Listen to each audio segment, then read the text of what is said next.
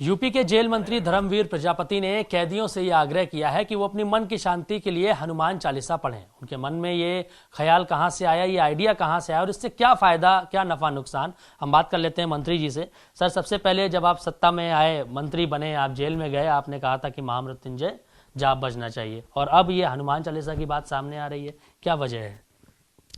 देखिए, इसके पीछे एक बहुत बड़ा, मैं कह सकता हूँ कि मेरी एक बहुत बड़ी मंशा थी इसके पीछे। मंत्रों का उच्चारण के लिए मैंने इसलिए कहा था कि कैदियों पे जेल में कोई काम नहीं है और पूरा दिन उनमें केवल उनमें चर्चा है, तो अपने आप एक दूसरे के केस की चर्चा। मन में ये था कि वो चर्चा ये करते रहेंगे एक दूसरे के केस की। वो चर्चा अगर यही चलती रही, साल 2 साल 4 साल 6 साल जितनी जेल में रहना है, वो चर्चा उनके घर कर जाएगी दिमाग में।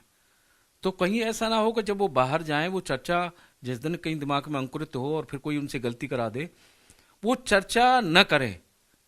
और अगर हमारे पास फालतू समय है तो मंत्रों का उच्चारण करें। ये उद्देश्य था, जिससे वो चर्चा उनके दिमाग में न रहे। दूसरा, कानपुर की जेल में नवरात्रों में हम मिष्ठान वितरण, फल वितरण करने गए थे। वहां सुंदरकांड की प्रतियां हमारे पास थीं, जो समाजसेवी संस्था जिसने बांटे मिठाई, और वो संस्था लेकर के गई थी। तो हमने वहाँ जब सुंदरकांड की पुस्तकों का वितरण किया, हमारे पास 80-90 वो थी सुंदरकांड की, और कैदियों की संख्या व्रत वालों की बड़ी ज्यादा थी। तो कैदी आपस में, उनमें होड़ लगी हमने देखी कि मैं न रह जाऊं, मुझे मिल जाए, मुझे मिल जाए, ये हमने देखी। और दूसरा, हर जेल में शनिवार और मंगलवार को कैदी सामूहिक रूप से सुंदरकांड, हनुमान चालीसा का पाठ करते हैं। जब ये होड़ देखी हमने एक दूसरे की स्पर्धा लेने की कि मैं ना छूट जाऊं, मैं ना छूट जाऊं। फिर हमारा आगरा में हम स्वयं कैदियों के लिए नवरात्रों में फल वितरण करने गए। वहां फिर 200 हनुमान चालीसा और सुंदरकांड की प्रतियां हम ले गए, पुस्तकें। वहां भी कैदियों की संख्या ज्यादा थी। वहां भी हमने स्पर्धा देखी कैदियों में लेने की। कोई दोनों मांग रहा था स्वेच्छा से, कोई एक मांग रहा था, कोई सुंदरकांड, कोई हनुमान चालीसा, कोई दोनों मांग रहा था। ये स्पर्धा हमने देखी। तो फिर हमने मथुरा की जब जेल में गए तो वहां भी हमने खरीद के वहां भी बांटी। वहां भी हमने कैदियों में स्पर्धा ये देखी कि मैं न छूट जाऊं कहीं, क्योंकि पुस्तकें मिल नहीं रही थी और कैदियों की संख्या व्रत वालों की ज्यादा थी। तब ये मन में आया कि जो पाठ करते हैं और हनुमान चालीसा का, सुंदरकांड का, तो उनको प्रतियां दे दी जाए। ये उद्देश्य है। और अगर वो घंटे आधे घंटे पाठ करेंगे, हनुमान चालीसा सुंदरकांड का पाठ करेंगे, तो कम से कम उस चर्चा से बचेंगे।